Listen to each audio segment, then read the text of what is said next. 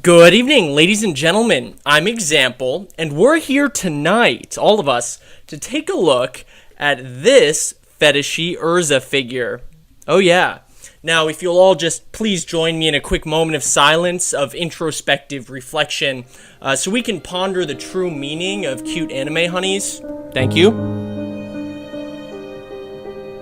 Excellent. Now, I'm getting right into it. As you can clearly see, the plot is excellent, and that's of course what we all care about fairy tale for, the plot. It's all about the plot. But let's see, we've got the Erza figure. Where's Jalal? Where's that Jalal figure? Can't have Erza without Jalal. Oh wait, I'll just grab a random guy and pretend it's Jalal. Oh wait, never mind. I don't have any figures of guys, because I only buy figures of anime honeys, because I'm obsessed and have no actual life.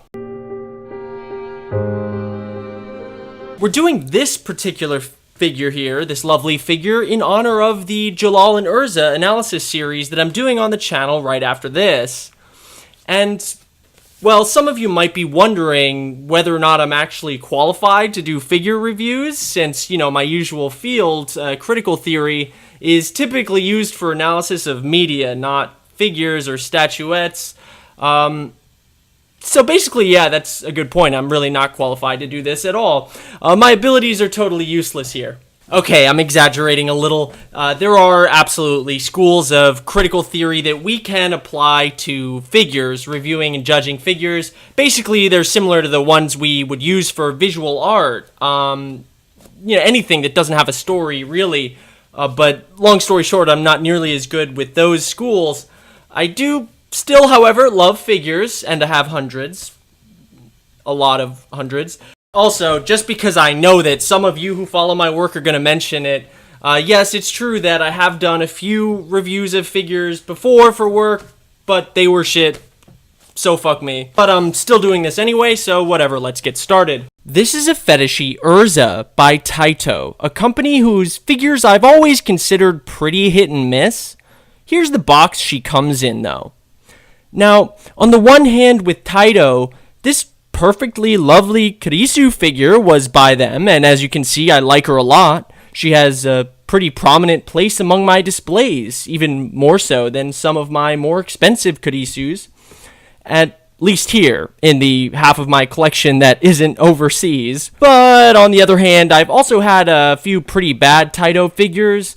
I just can't prove it because I don't have any right now, sue me. In general, I'd say Taito figures tend towards being slightly cheaper and slightly less consistent quality-wise, certainly relatively speaking, but you do get what you pay for, and in this case, that's about $80. Given that, I'll tell you right now, she is good value if you're a fan of this character. I've owned pretty much every Erza figure at some point, so trust me. When I say that while there are definitely top-of-the-line, way more expensive options, it's really not like you have to inexplicably drop $500 to get a nice figure of this girl. Let's take a closer look at Fetishy Erza over here, shall we? The sculpting is fairly good, almost excellent, but with a few very minor issues I probably can't even capture with this camera, so basically my fucking standards are too high, I guess. I do think this figure is absolutely beautiful. Let's put it that way and leave it at that. Her proportions are perfect, if you ask me, although I could see giving her slightly bigger tits, maybe. I'm a monster.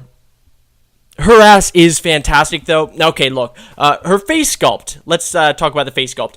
Her face is full of enough life to be really convincing, and it is exquisitely painted, especially the eyes, which are magnificent, spot-free, absolutely perfect. The rest of the painting, not so much. Definitely not bad, but it's inconsistent in some places. Eyes, face, fairytale tattoo, bootstraps, and that iconic scarlet hair, they're all crisp and razor tight painting-wise, but there are minor details in the lace and straps of her bottom here, the girdle, and the top as well, that seem a bit fuzzier. Really, it's not by much, but honestly, this is a trend I've noticed when it comes to Taito figures. Except that Kurisu over there, yeah, she's pretty much perfect. Here, I'll try to show you what I mean. The difference, that is, between this flawlessly sculpted and painted figure, Arianrod, or maybe even Takao, contrasted against this figure, Erza, Fetishy Erza from Taito. As you can see, Arianrod and Takao, they have vivid colors. The colors are vibrant as hell, especially Arianrod. No inconsistencies or defects anywhere. Paint is crisp everywhere. Even on the tiniest details, the textures are mind-blowing. And both their clothes, their figures, their face sculpts, their proportions, all of it looks almost literally alive. By the way, yes, I know, and some of you will probably ask if you don't know, her bra and panties do come off, but no, unfortunately, I can't show you, I'm sure, because, you know, all that sculpted detail, too much for good old YouTube, and I'm 100% sure this video will get smashed into oblivion by the YouTube police if I start doing analysis of this girl's asshole or urethra or something, instead of just sticking to anime. Fetishy Erza is probably already pushing it. To be fair though, the most important thing when it comes to imperfections, if you ask me, is how close you need to be to actually notice them. And in this case, Fetishy Erza, you've got to get her ass basically right up in your face, or she easily blends in with the considerably more expensive crowd. A few more things that I like to cover in my figure reviews: the outfit, of course, and the character herself. But in this case, let's just go with the outfit, because I am doing a 3-part Jalal and Erza analysis series already in the coming weeks, this week and the next week. So let's leave it for there, the explanation of Erza's character, for anyone who doesn't already know, because I'll be able to get into detail there and really go in depth, dissect everything. As for the outfit, now, it may not come as a huge surprise to some of you, many of you probably, but I love this outfit. I think it's the best part of the figure by far. Like, not close at all. She's wearing a black scarf and bra, black thigh highs, praise be, absolute zone, thin black panties, and a black strapped girdle. Obviously, this is all to lend a very sexual subtext to her outfit. Works perfectly. It's basically black lingerie at first glance, which that would have already been great. No need to go any further than that, but they do. Mostly these black straps here really steal the show. They're incredibly sexy. But to supplement this, she also has a chain wrapped around her waist and one wrist. Also, a giant knife strap to the boot. Did I mention that? This is, of course, where the fetishy part comes in. The chain suggests bondage, which we very notably have seen elements of in Erza's story, most prominently perhaps in the Tower of Heaven when Jalal ties her up using magic. The knife, on the other hand, suggests aggression and assertiveness, which, when combined with the bondage chain handcuffing her, neatly represents some conflicting aspects of her character, which make her really interesting. Not to mention the character she changes so dramatically, depending on whether or not Jalal's around. The primary color scheme is naturally scarlet and black here, with her hair actually accentuating the underwear, as opposed to her underwear accentuating her hair. That's an interesting choice. I like it, though. Alright, closing thoughts. I like the stand Fetishy Erza ships with. It does keep her stable, using a pretty standard prop plug system that feels really sturdy.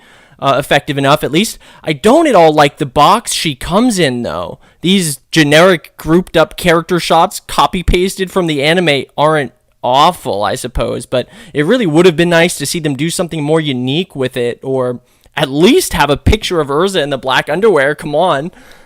But that kind of thing is missing completely in favor of, again, yeah, just generic copy-pasted character shots from the anime, and as a result, there's no reason to use the box as a display item as I typically like to do. Just makes no sense. You could easily just put up an actual still from the anime on your wall to the same effect. And that's the figure review finished. Thank you guys so much for watching. Thank you so much for your time. And I hope to catch you next time. If you are interested in seeing me explore and dissect the entire Jalal-Erza relationship from front to back, catch me around here over the next 2 weeks or so, and we'll do it together. Should be a lot of fun, guys.